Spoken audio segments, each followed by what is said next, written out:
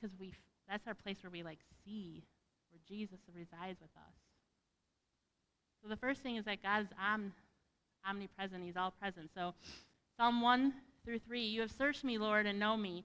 You know when I sit and when I rise. You perceive my thoughts from afar. You discern my going out and my lying down. David begins here with the word search, right? You search me. Search means like this careful examination. He's been investigated by God. You've searched me, Lord, and know me. He's going in here, he's like, nothing's overlooked, right? Nothing's hidden. He says, you know when I sit and when I rise. You perceive my thoughts from afar. You know my going out and my lying down. You know me intimately. See, God knows us. He knows what's in our house. He knows the places we sit and the places that we rise, the things that make us chill and the things that make us stand. He knows our thoughts from afar. He knows what happens inside our hearts. He knows the purpose for our lives. He knows where our feet take us and are going out. He knows where we lay down. He knows what our minds are dwelling on. He perceives our thoughts from afar. Before we say anything, God knows it completely. Verse 4, before a word is on my tongue, you, Lord, know it completely. Before it's on our tongue, God knows what we're going to say. He knows the thoughts.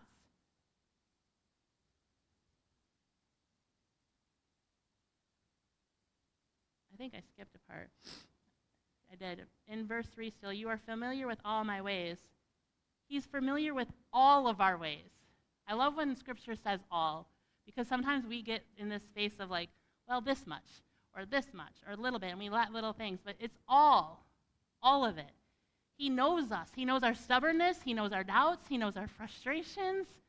He knows our fears and our failures. He knows what gets us up and what excites us. He knows our worship. He knows our praise. He knows our love. He knows our celebrations. He knows what we celebrate. He knows what we grieve. And this says, all my ways.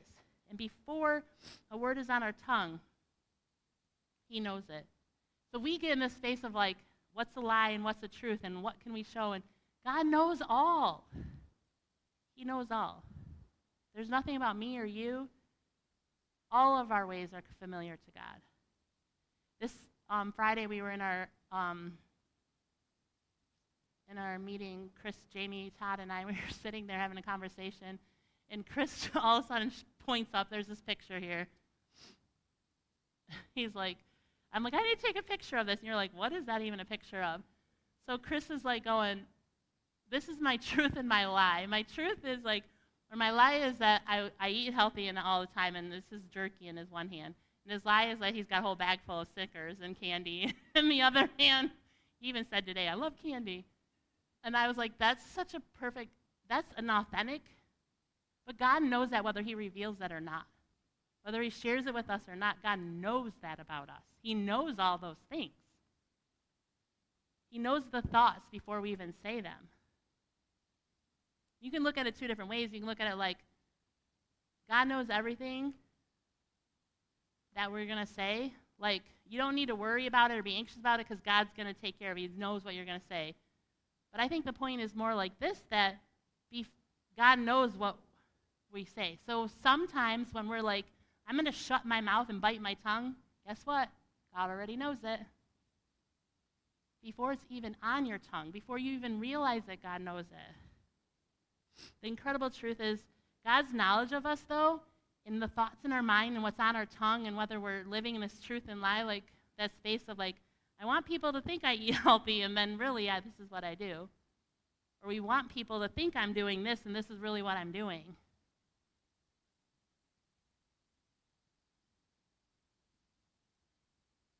God's knowledge of us does not lead him away from us. Doesn't lead him away from us. He still draws near. Psalm 139:5 says that you hem me in behind and before. You lay your hand upon me.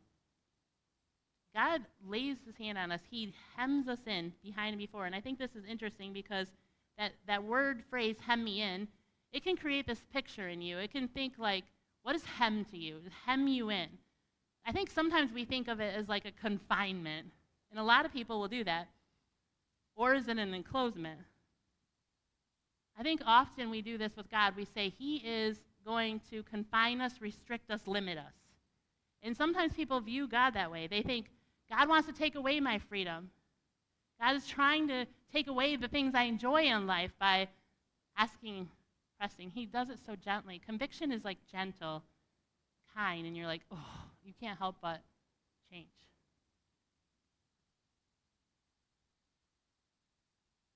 But there's this space, that hem. Do you think it looks like this, like a confinement? Like confining is restricting moment, limiting activities. Is God confining you, restricting you, limiting, keeping you within certain boundaries? Is that what God is to you? Or is he enclosing you on all sides, surrounding you?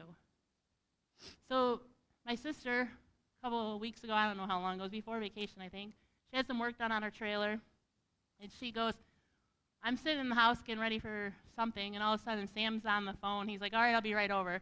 She calls Sam, and she's like, there's a snake in my house. I'm like, Sam runs right over. And he goes over to get the snake, and it's interesting because a lot of times when I was looking through this, can you see this snake? It's kind of hard to see, but it's legit snake. Like, it's a real big snake. It's not like this little gardener rattlesnake. It's a legit, how big would it, Sam, really? Like, this big. It was big. It's not a fish story. Would you want this snake in your house? It's not an earthworm.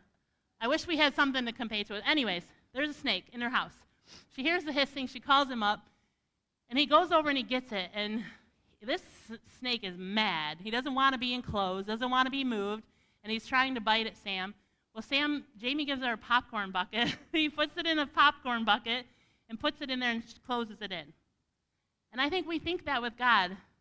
When he catches us in places that we're not supposed to be, he puts us in things and he closes us down. He's like, you can't be there, and I'm going to hold you. And the snake is just trying to get out while Sam's walking to the door. He's just like trying to get out. And we're trying to get out of that enclosement, that find me. We're just like, he's holding us in. And we're like, oh, I'm suffocating here. And what God's really doing is he's surrounding you, is what Sam was doing. He was surrounding the snake to get it back to the wild, to get it back out to where it belonged. It didn't belong in her house. It came in because they were working on it. We don't know how it got in there exactly, but it doesn't matter. Probably chasing a mouse. Who knows? Don't tell Jamie that. Anyways, here's the thing with that, though. What you believe about God when he hems you in, when he closes and surrounds you, what you believe about him is how you act out your life, how we live out our life. He's coming in and he's surrounding you. He's like, oh, this is dangerous. This place is not good for you. Let me get you back to your place. And he does that, and we fight him. Enclosed, that hemming really means protected and held. So my question for you right now is, do you see God's hand as a restriction or as refuge, as protection? It's important, and only you can answer that, because what you believe about God is how you're going to live out as a follower of Jesus Christ, your life, your walk. David responds from this in Psalm 1, or in verse 6, he says, such knowledge is too wonderful for me, too lofty for me to attain. Listen, he doesn't say, oh my goodness, that's terrifying, that God's hemmed me in behind. This is where we see that space. That hem is like this surrounding. He doesn't say that's terrifying, that's terrible. He says, this is wonderful. The fact that God knows me so big is wonderful. The knowledge of that is too wonderful for me. Not terrifying to me. It's wonderful. It's great. I think because being fully known by God, when you look at this space, we don't have to pretend before him.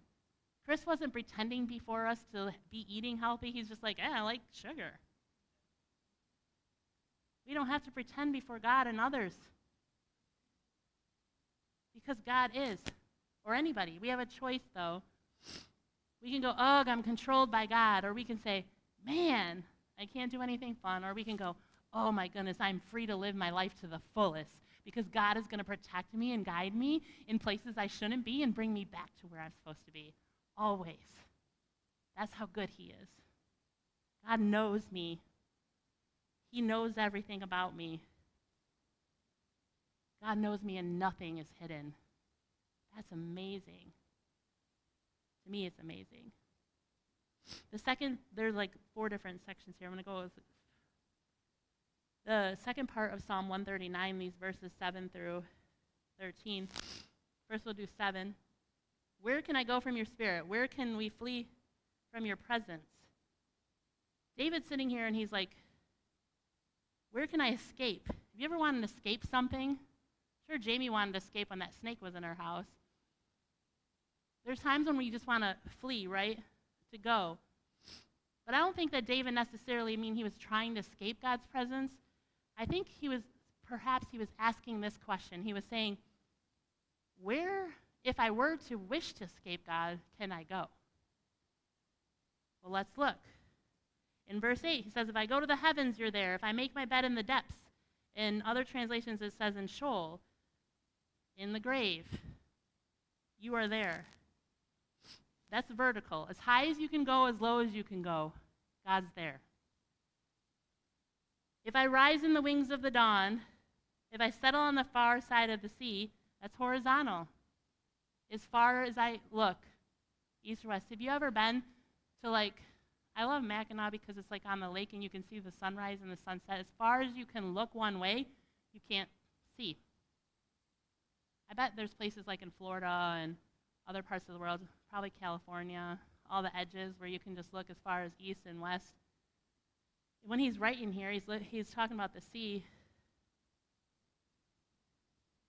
As far as the horizon, you're there. And he keeps going, and he's when he asks this question, where can I go? And then he says, if I do this, you're there. Even there, he answers it with, even there your hand will guide me. Your right hand will withhold me fast. You see, right here in verse 10, he says, even as high or low, as wide as I can go, you are there. And your hand holds me. When he talks about, in verse 5, your hand is upon me.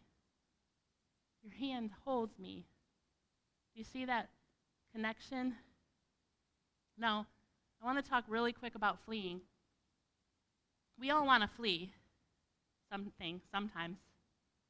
If you don't ever want to flee, then I think you're lying, but that's just me. Maybe I'm the only one. I won't call you liars. But there's spaces where we want to flee. It's written in the scriptures. When he says flee here, where can I flee from your presence? It's usually used with the word escape, a situation for a different one. Here's the thing. We see it in Exodus 2. Moses fled Egypt. He fled Egypt from Pharaoh's anger because he killed an Egyptian. In Genesis 16, we see Hagar flees suffering. She escapes suffering. She flees from her mistress Sarai because Sarai was mistreating her, was being mean to her, even though she was the one who helped her along in it. She fled suffering. Jonah fled God's call. Jonah fled from God by boarding a ship destined for Tarshish in an attempt to avoid God's fulfilling this when he said to go here. And I wonder sometimes, are we just trying to avoid God's commission in our lives? It makes me ask this question, are we going places that we weren't never called to go? Are we boarding boats we were never meant to board? Some of us get so busy in doing good things, and they're not God things for us. It's super hard, too. The more you walk it out and the more you live out your walk, and you're walking with people and you love people and you don't want to be separated from the people you love, and they're like, I'm doing this, and they know. And if I could look around this room, there's so many high-impact leaders here. So many of you. In fact, I believe it's in all of you. And God's saying to you, stay here or go here. Like he was saying to Jonah, he said, go here. And what you're doing is getting busy in everybody else's business. And God, you're jumping on board ships that he never asked you to jump on. Are you? Are we boarding boats that we're never meant to board? Here's the thing, you're ending up in a whale. And you're going to get back to where you need to be. But do you really want to go that route? I don't know, maybe. Some of us are in different situations, and we're trying to escape this presence, and we're looking so much. We're trying to escape church and friends and community, and what we desperately need is church and friends and community. And we're isolating and running. The good news is God's still good. Even when Jonah ran, God pursued him. Even when David ran, wandered, God remained faithful. Even when we hide, God is present. Whoa, that's weird. Keep reading. Even in the darkness, verse 11 first. And if I say, surely the darkness will hide me and the light will become night around me, even the darkness will not be dark to you. The night will shine like the day, for darkness is light to you. God is with us. Nothing separates us. Darkness cannot hide us from God. Sometimes we get so scared to go into the dark places. I know streetlight isn't. They're like going in. Their slogan on the back of their shirt is, we're going into the dark and we're bringing back up Yahweh. You don't need backup. He is there. He is the light in the darkness. He's pushing back the darkness. He's expelling that. But even in all the spaces, here's the thing. God created light. In Genesis 1:3, he spoke light into existence, let there be light. In John 1:5, he pressed it upon John's heart, and he told him the light shines in darkness, and the darkness has not overcome it. He still sees in it. He created it. He knows it. We can't hide from him. We could try. We think we might. God is omnipresent. He's everywhere. And there's moments when life feels dark, grief and loss and separation and confusion and fear and uncertainty. Man, for me, the unknown is the hardest one. Whew. But God is in it. And to me, that brings so much joy and peace, so much. You see, darkness doesn't mean God's left. When there's darkness happening, it doesn't mean God's left. Remember, he goes to the highest places and the deepest places. The darkness that overwhelms us, that overwhelms our friends out there who are lost, does not overwhelm God. None of it does. He sees, he knows.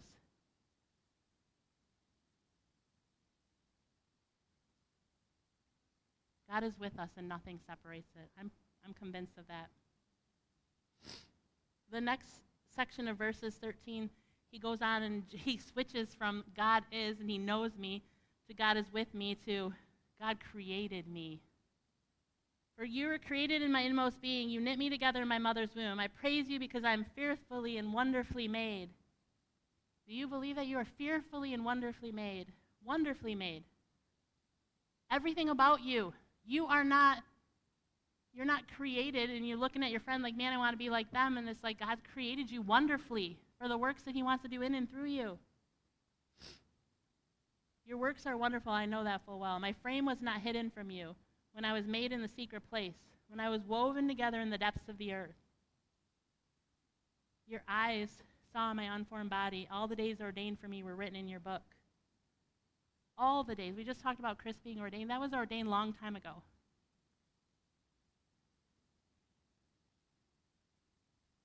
On gravestones, there's this date when we're born and this date when we die.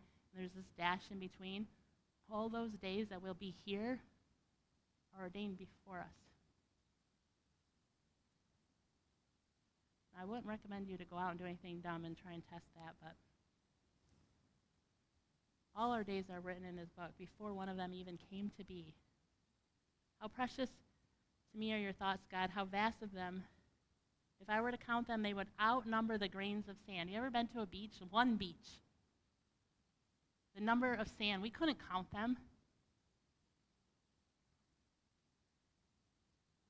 When you're ever at a beach, Chris doesn't even like beaches. We were having a conversation about this week too. I don't like beaches because the sand gets everywhere. When you walk away from a beach, there's sand everywhere.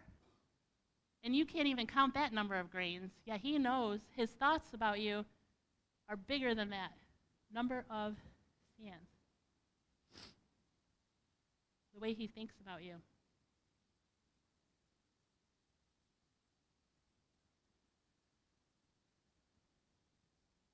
I really feel like somebody in here needs to hear this today. You're not an accident. You're not overlooked. You aren't forgotten. The God that created the world created you. And he knows you. And his thoughts about you, yes, you, and you, and you, individually you, and you, all of us, are greater than the number of sand. There's a lot of sand in this world. The next section,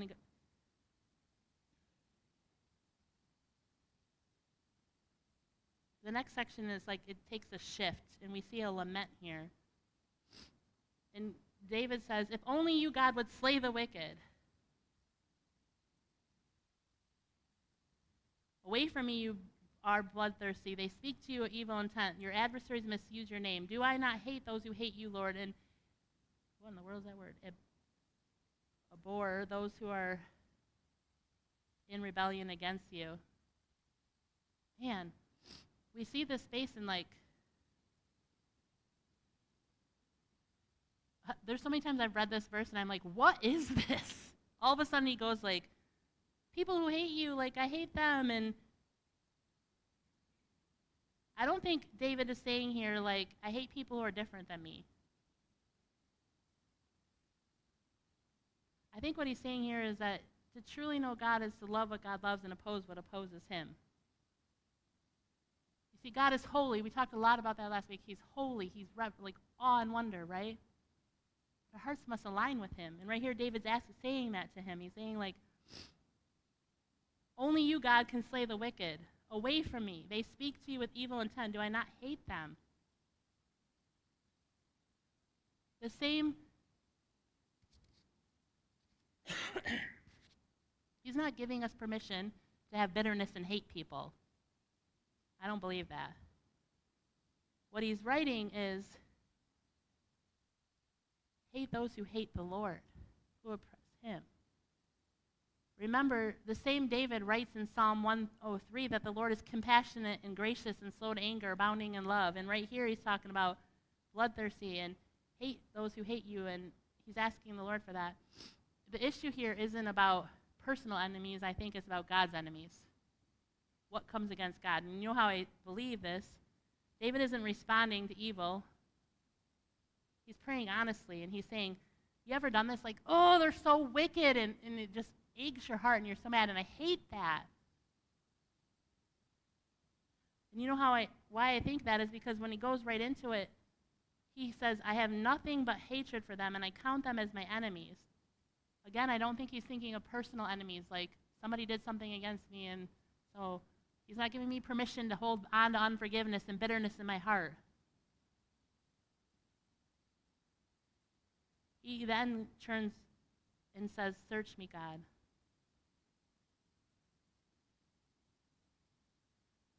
He goes from praying with authenticity and honesty. Search me, God. He doesn't respond and pray with hidden agendas or emotions. He's just like, anything opposed to God's character. He's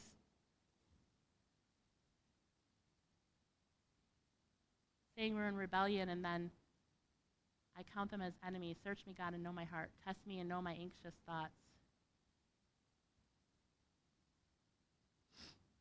See if there's any offensive way in me.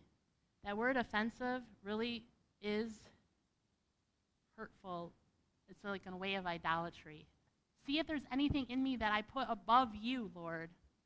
So if he's saying like, I hate this, and I hate people who hate you, then he's turning and he's saying, I count them as my enemies. Search me, O God, and know my heart. He's bringing this place and he's saying, God, you know me. Remember, you know me. Wherever I go, you are there. I can't even hide from you. You created me. You know all the things about me. Man, these people. And then search me, point out anything that's offensive in me, because he's asking God, he's like, God, you know me better than I can even know myself. Help me to point out things that I put above you. Help me to be aligned with you. You're holy. God is holy, and we should be aligned with him. We should be opposing things that oppose God. Now, I don't hate somebody who hates God, but I definitely, if they hate God, really hate him, you're like, oh. It grieves your heart, puts you in these spaces. And if it doesn't, I'm like, search me, God. I'm asking him, know my heart. Point it out. What do I have in place of things that I'm running to that are not you? Lead me back to you. Lead me in the way of everlasting life. In Psalm 139, the wholeness of it is God searches our hearts, comes after us. He can reveal what is wrong, speaks truth, who he is, all the things that he knows. He's the creator of the earth. He created us in our intimate-most places. Doesn't get much more intimate than in the womb.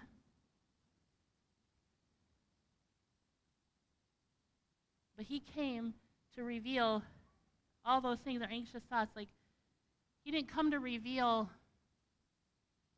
all the stuff that's broken and wrong with you. He came to shine light in dark places because he sees it and he knows it and he's helping you. So he's not trying to confine us.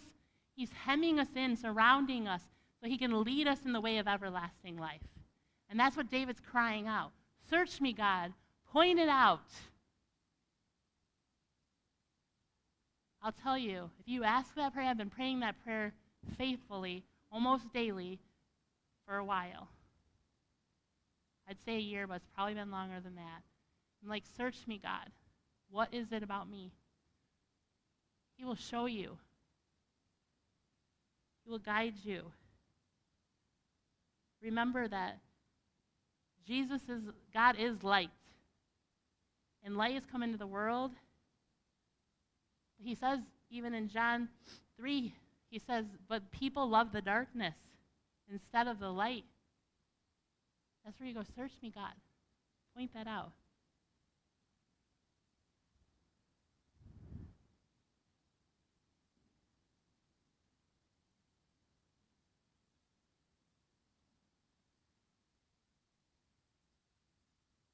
Search me, God. Know my heart. He knows you. You can't hide from him no matter where you go.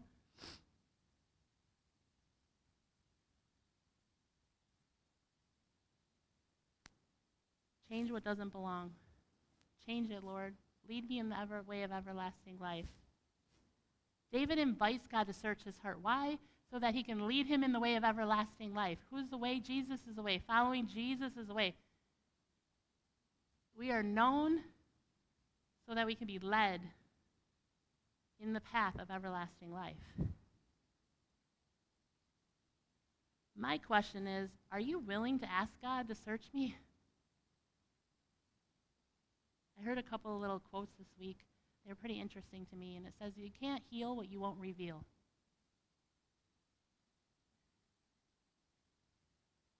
You can't correct what you don't confront.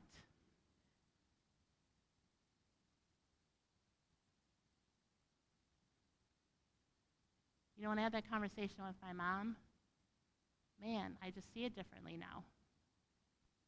I see and I can learn and I can be a different person and a better person, and Jesus can shine better through me by understanding where she was and what was going on with her. But she didn't confront it. We didn't talk about it. I didn't talk about it. We can't correct it. Can't learn and grow.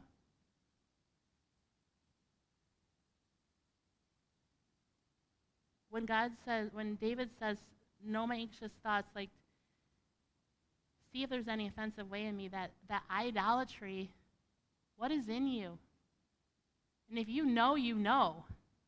This morning I was listening to a song, and it was talking about sin, It was like he bore the cross. He took it all on so that I could be free. I can live in freedom from the sin. Freedom from the grave. We can walk that out. But here's the thing. If you know that you know and you aren't doing it, you're just going, Jesus, that's not good enough. It broke my heart this morning, and I wept. Jesus paid it all for me, for you, so that you don't have to be walking in chains and bondage. Now, this is not like, but it hurt my heart. Because I don't want to. I want to walk in that space. So he's healing it in me because he's revealing it to me, and I'm saying yes, and I'm moving. Psalm 139 paints this picture. You are fully heard, right? He hears your thoughts before you even speak them on your tongue. You are fully known. You are fully seen. You are fully loved. Completely, 100% you are.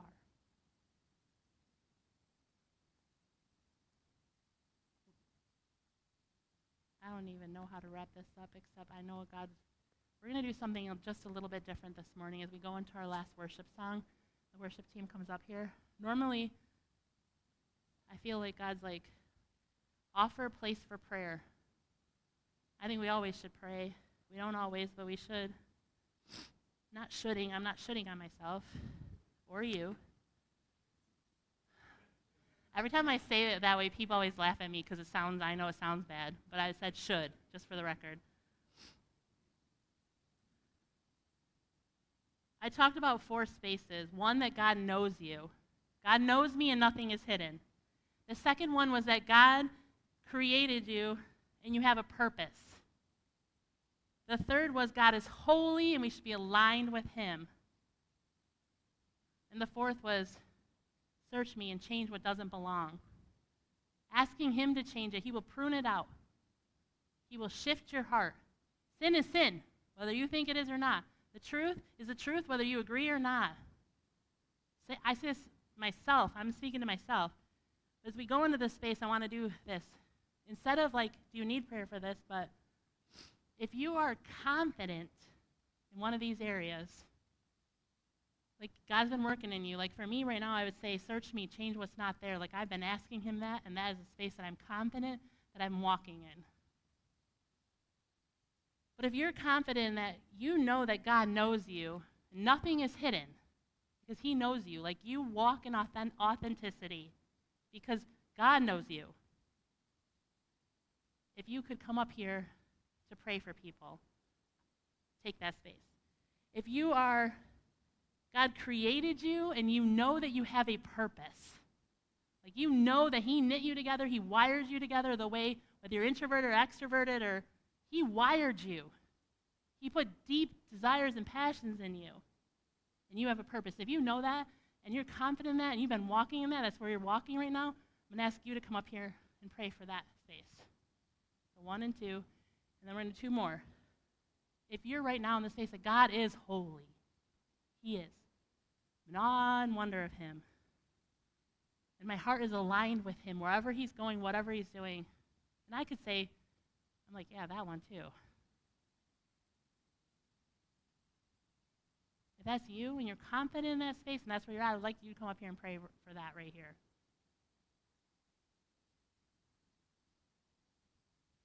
Come right now. You don't have to wait if I already said it to you. And number 4 is, if you're in this space that's like, search me, God. Point out, change what doesn't belong. Could you come up here and pray for that? We got any 3s or 4s over here? No? I know we have some. 3 is God is holy and my heart is aligned with him. I'm going to stay confident in that space. And the 4th is I'm walking in the space. Search me, God. Change what doesn't belong. That's a bold, confident prayer. Nobody wants to be in that camp. I know. It's bold to ask that question. Are you hearing the holy? Hearing the holy? Yeah. It is okay. is my mom. I'm introverted mom. I'm so proud of you guys. So here's the thing. As we close and go into this space, I know it's really hard. Normally I'm like, come pray if you want prayer, and nobody wants to get up because they want to get out of their seats. What I'm asking them is to pray over you. Now, if you want to come up and get specific prayer, somebody who's confident in that space, or if you guys choose and you're like, man, I see somebody over here and I'm going to go ask them to pray. Like, you're walking in this, can you pray that for me? Take advantage of this space. But would you guys be so boldly to take that space that you've said, yes, that's where God's working me, and would you pray that right now, out loud? I know. You don't have a mic, don't worry about it. I pray that as I pray over people. And then if you want to come and get prayer, yes, they'll stay. I'm sure they'll stay, or you can find them.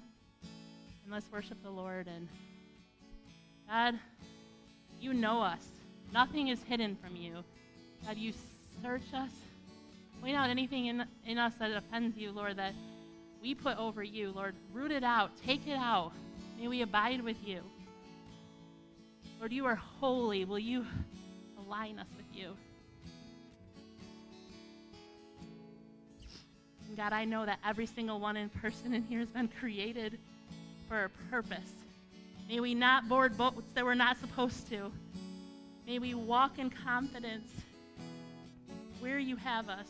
Not afraid what my sister or brother is going to say, but saying yes to you because you are the way. You will lead us in the everlasting life. Thank you that you know us, that you are God, you created all of us. You know us, you're with us, you'll never leave us, and that you will root out anything in us that does not align with you. We love you so much. Keep praying for people, and give you all the glory in Jesus' name. Amen.